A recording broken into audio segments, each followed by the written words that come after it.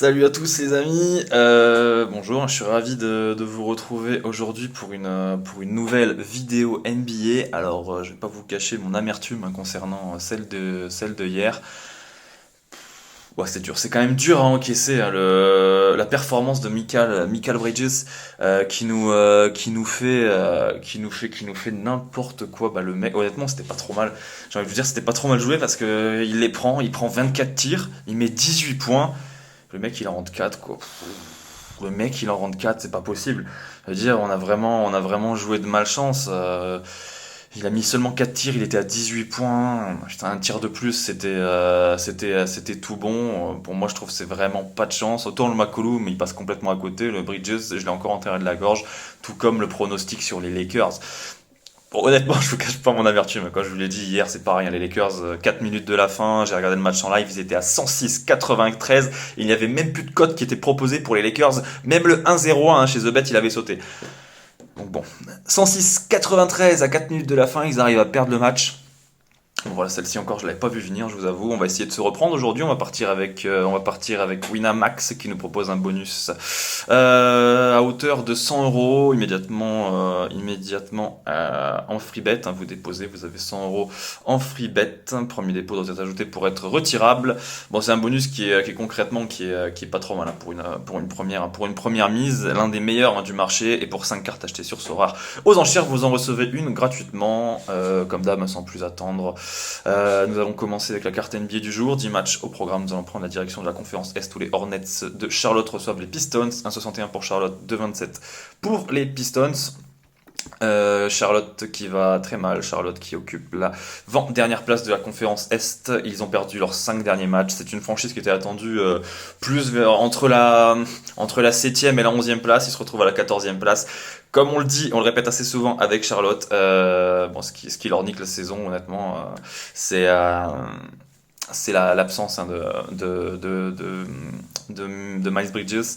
Miles Bridges qui apportait plus de 20 points de moyenne l'an dernier, qui était en course pour le titre de MVP, problème extra-sportif, il est écarté de l'équipe et je pense que son absence ainsi que celle de la Melo Ball, Gordon Hayward, voilà, bon, ça ne peut que mal aller, hein, j'ai envie de vous dire, du côté de Charlotte, aux grandes dames hein, de Michael Jordan, hein, qui pensait sa franchise capable hein, de faire quelque chose cette année, mais voilà, il manque trop de monde, il manque en plus la Melo Ball, Gordon Hayward, ça ne va pas du tout. Du côté de Détroit, on a appris la nouvelle hein, récemment, Cade Cunningham sera absent pour la saison en raison d'une blessure au tibia. Une mauvaise nouvelle pour Détroit, une bonne nouvelle pour Killian Hayes hein, qui va pouvoir continuer à progresser et qui aura son poste, sa place de titulaire hein, normalement indiscutable s'il continue à performer ainsi. Pour ce soir, très honnêtement, la différence de cote me paraît totalement illogique. Je pense que Détroit est capable de le faire et de marquer définitivement un trait sur la saison bien pourrie de Charlotte. La deuxième rencontre de la soirée oppose Indiana à Golden State, 1,98 pour Indiana, 1,80 pour Golden State. Si vous jetez un œil sur les effectifs, hein, moi je vous conseille comme d'habitude RotoWire NBA Lineup, qui est vraiment pas mal hein, sur les absences, sur les compos. Là, vous pouvez voir que Iguodala et Wiggins sont absents pour les Warriors, mais il faut s'attendre je pense, à ce que Curry ou Thompson soient mis au repos. Ou un autre joueur à la cote de 1,80 d'une part est bien trop haute et Steve Kerr l'avait annoncé l'avait annoncé en conférence de presse pardon. Il pourrait y avoir un roulement sur certains joueurs donc voilà, les books ne prennent pas de risque, je pense, ils calent cette cote à 1,80, ce qui est logique parce qu'on sait pas trop dans quelle optique va se diriger Steve Kerr hein, pour ce soir, dans la mesure où ils ont perdu à Milwaukee. Je pense que Indiana c'est l'occasion de se relancer, mais ils vont quand même reposer probablement quelques personnes. Donc moi pour ma part quand même je pars sur Golden State à 1,80 malgré une faiblesse évidente en déplacement. Le troisième match de la soirée nous amène du côté d'Orlando en Floride où le Magic reçoit Atlanta, une cote haute hein, pour les Hawks hein, qui avoisine les 1,80, ce qui est parfaitement logique hein. Atlanta est privé de John Collins, Murray et potentiellement de Trae Young hein. On va pas se mentir, c'est les trois meilleurs joueurs du côté d'Atlanta. Espérons pour eux que Trae Young soit là, mais dans tous les cas je pense tout de même que cette équipe, même sans sa star, est capable de prendre Orlando à revers. Orlando Orlando c'est du 8 victoires, 20 défaites, 13e de conférence Est, et ça ne joue rien, contrairement à Atlanta, qui dégringole au classement, qui occupe à présent la 7e place, mais qui, elle, doit éventuellement prendre ce match pour casser une dynamique bien pourrie. Et Atlanta, même avec de potentielles absences majeures, a le groupe, hein, pour l'emporter ce soir. Le 4e match de la soirée, nous allons rester à l'Est, où les Bulls reçoivent les Knicks. 1,56 pour les Bulls, 2,39 pour les Knicks. Là aussi, hein, là, il y a quand même un différentiel de cote qui est intéressant, mais il s'explique par le fait que New York sera privé ce soir potentiellement de Jalen Brunson. Pourtant, les Knicks se jouent très bien en déplacement. 7 victoires, 6 défaites, 4 défaites de rang. Les Bulls à la maison, c'est du très costaud, c'est 7 victoires, 5 défaites. Mine de rien, les Bulls reviennent plutôt pas mal, hein. Les 2 derniers matchs à la maison, ils ont tapé les Wizards et les Mavericks.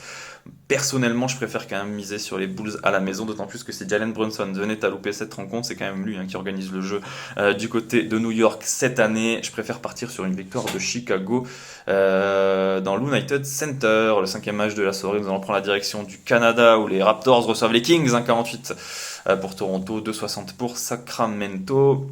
Sacramento qui vient de prendre le bouillon hier soir chez les Sixers, hein, une défaite à 20 points d'écart. Sacramento qui est en plein road trip à l'ouest, qui est fatigué et qui je pense, hein, devrait s'incliner face à Toronto. Toronto, c'est sûr, vous la regardez au classement, vous vous dites c'est pas ouf. Toronto, c'est 13 victoires, 14 défaites, 9e de conférence Est. Mais Toronto, c'est du très très solide dans son antre. C'est du 10 victoires pour 3 défaites. Ça perd très peu, voire quasiment jamais à la maison. Et quand Toronto a perdu, si je dis pas de bêtises, c'était contre du très lourd. Généralement, ils avaient perdu le dernier contre Boston.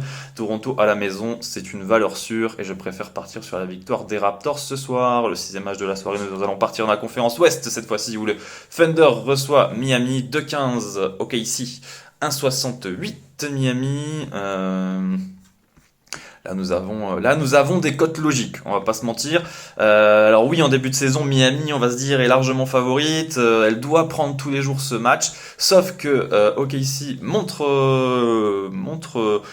les dents depuis 2 mois, depuis la reprise de la NBA. Et c'est une équipe qui est certes 13e de conférence Ouest avec un bilan plus que moyen, 11 victoires, 16 défaites. Elle reste aussi sur 3 défaites, hein, également, mais il ne faut pas oublier qu'à la maison, ça performe, hein. C'est du 6 victoires pour 5 défaites. Et du côté de Miami ce soir, il n'y aura pas de Jimmy Butler.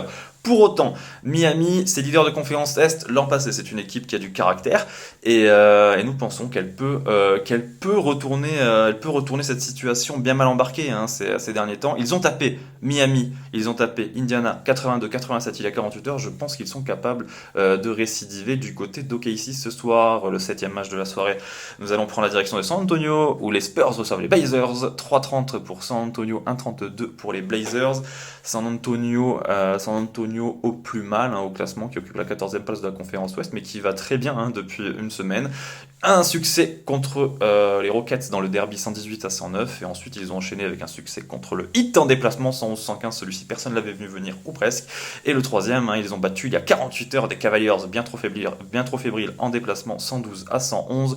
San Antonio, ça gagne des matchs, c'est très costaud, mais c'est une équipe qui n'a pas forcément d'ambition de quoi que ce soit cette année. Et là, ils vont recevoir un très gros morceau. Portland qui reste sur 2 victoires contre Minnesota. Portland, c'est du très costaud en déplacement. 8 victoires, 6 défaites. Tandis que San Antonio, hein, je ne l'ai pas précisé, mais c'est du 5 victoires, 10 défaites. Le bilan le plus pourri à la maison pour une franchise de NBA à l'heure actuelle. Je pense que Portland est parfaitement capable, quasiment au complet en plus, hein, il manque juste des Nasir Little et Gary Payton Junior. Donc tous les jours, je pense que Portland, hein, doit le prendre. D'ailleurs, la cote, hein, les bookmakers ne s'y trompent pas. Nous arrivons sur la fin de la carte.